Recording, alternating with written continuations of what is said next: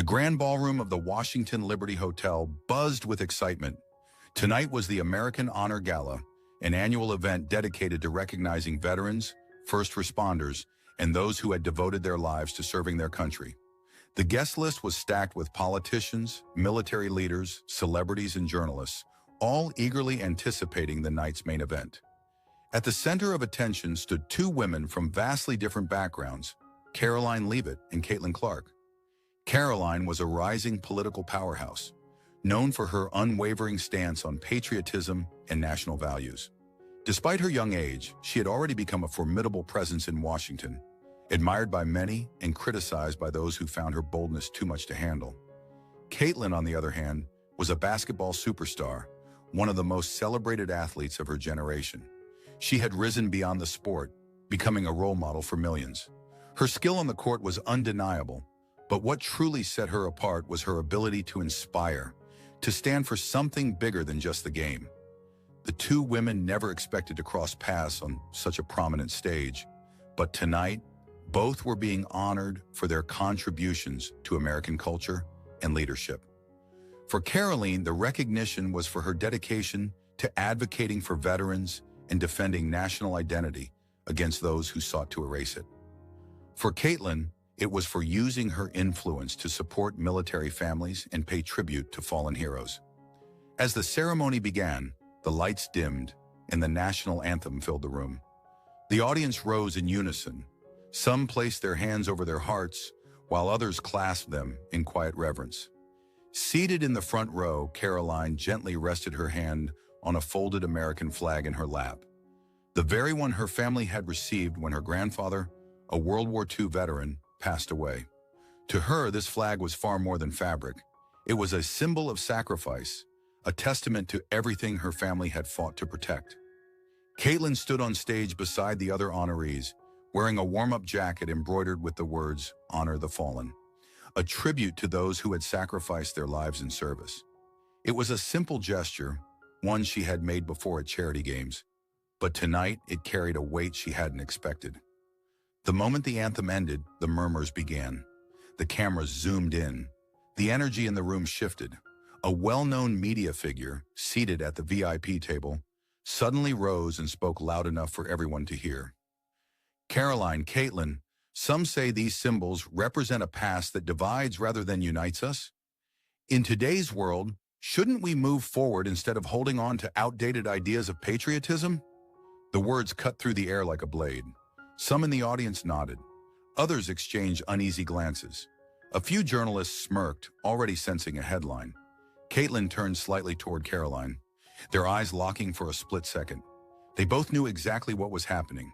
This wasn't a question, it was a trap, and now they had a choice to make. The room fell silent, waiting for their response. Karoline slowly rose, the folded flag still gripped in her hands. Her face remained composed, but a quiet fire burned in her eyes. She met the journalist's gaze, her voice firm and unwavering. "This flag was given to my grandfather's family as a final tribute to his service. It is not outdated. It is not a political statement. It is a symbol of sacrifice, of duty, of the price that was paid so we could all stand here tonight, freely speaking our minds." A murmur rippled through the audience. Some nodded in agreement, others remained silent. The journalist smirked, unfazed. "That's one way to see it," he said. "But don't you think patriotism today should be more about inclusivity rather than symbols of the past? Some might argue that clinging to symbols like that flag does more harm than good." Karoline didn't waver. She tightened her grip on the flag and stepped forward. "Patriotism isn't about exclusion. It's not outdated. It's the very foundation that allows us to have this discussion in the first place. And if honoring those who sacrificed their lives for this country is considered harmful, then maybe the issue isn't the symbol itself, but how we've been taught to see it." The tension in the room deepened. The journalist shifted his focus to Caitlin, clearly expecting her to distance herself from the controversy. "You're an athlete, Caitlin. Your career depends on sponsorships, endorsements, and public support.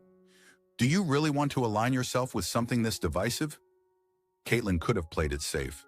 She could have offered a neutral response, something vague, something that wouldn't stir the waters. Instead, she stepped closer to Karoline. I play basketball because I love the game, she said. But I also love this country and the people who gave me the chance to play it. She glanced down at her jacket. That's what this represents. If that's controversial, then maybe we need to ask ourselves why. A hushed murmur swept through the crowd.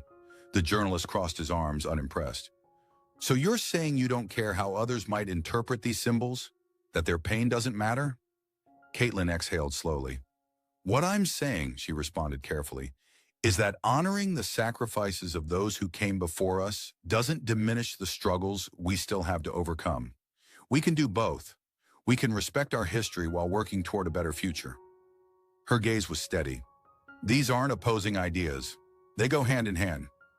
For a moment, silence filled the room. Then from the front row, a sound broke through. A slow, deliberate clap. A decorated veteran, one of the evening's honorees, had risen to his feet. He was a man in his late 70s, his posture still straight despite the passage of time. His eyes moved from Karoline to Caitlin, then finally to the journalist. I fought for this country, he said, his voice steady and resolute. I lost friends for it.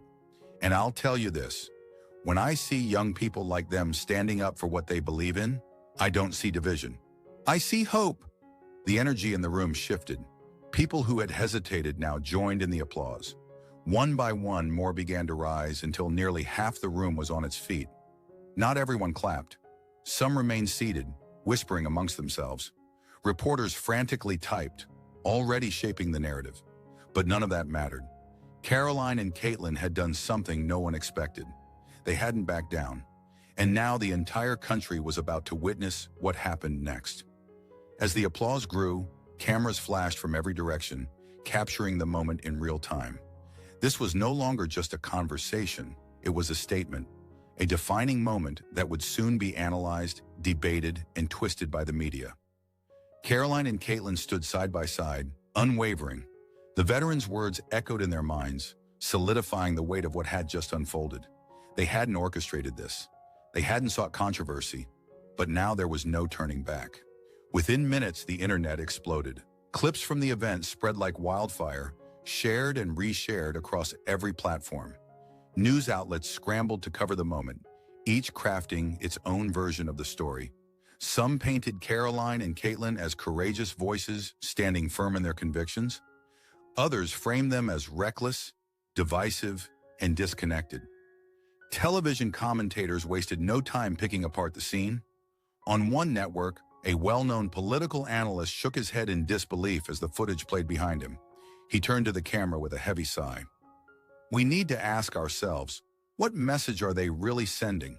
Is this about patriotism, or is it about fueling division at an event meant to bring people together? A rival network took a completely different stance. The host leaned in, eyes burning with conviction. People are tired of being told they should apologize for loving their country.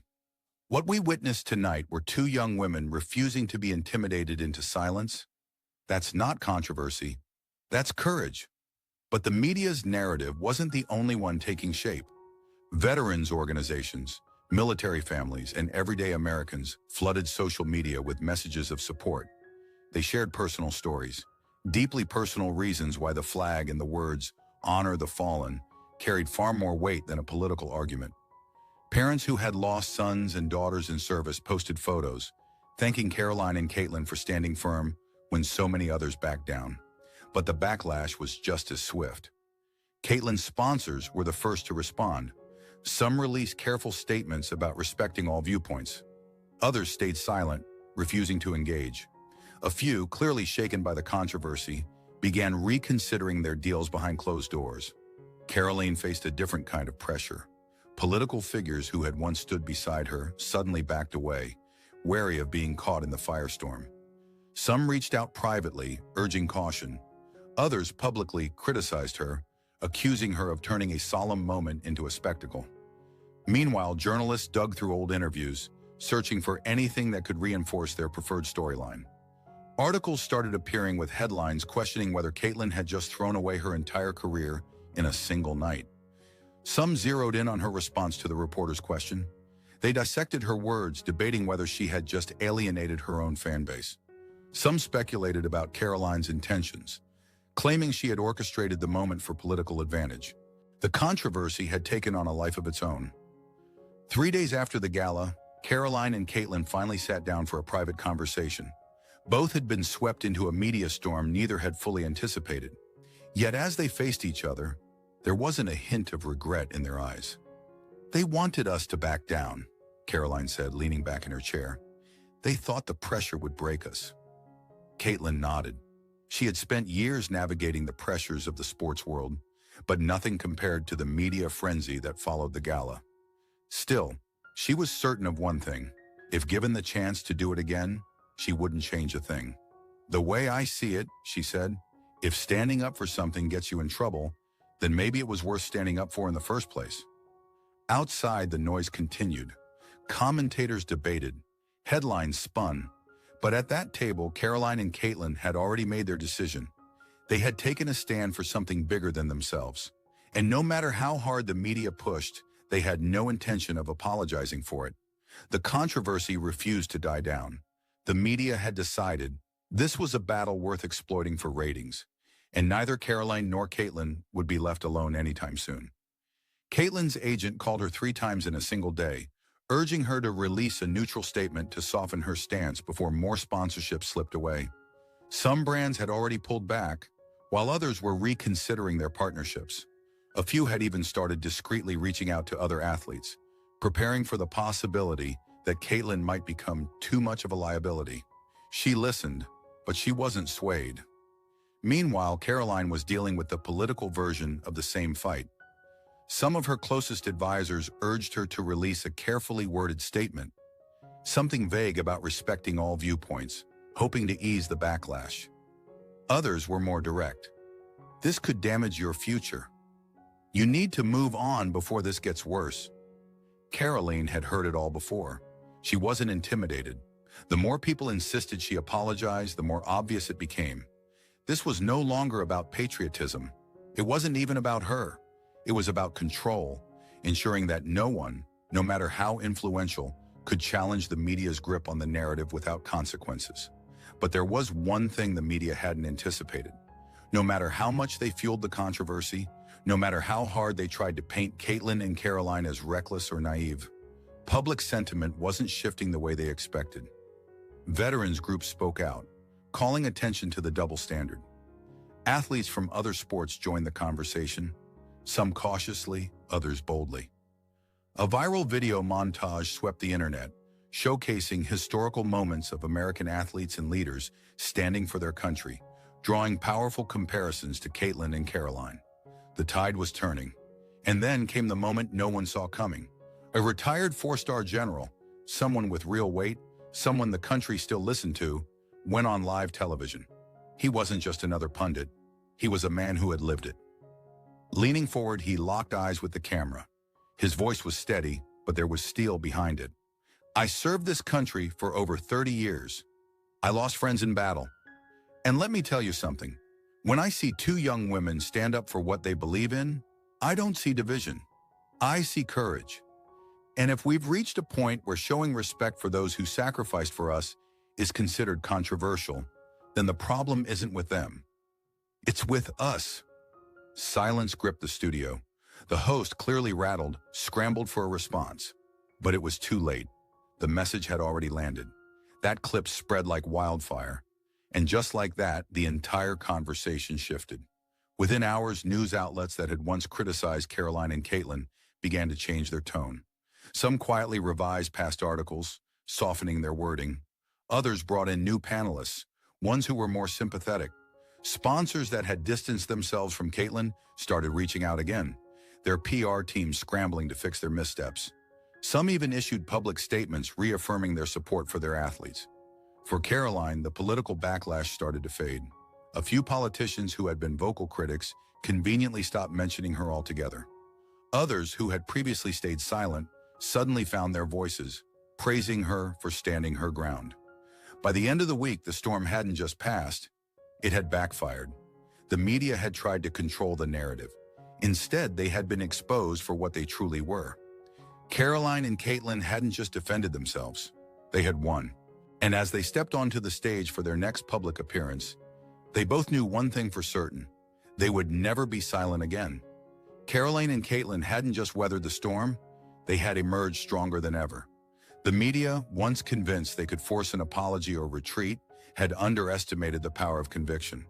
The more they tried to paint the story as controversial, the more the public saw through the manipulation. Karoline returned to her work with even more influence. Her refusal to back down had solidified her reputation as a leader who wouldn't cave under pressure.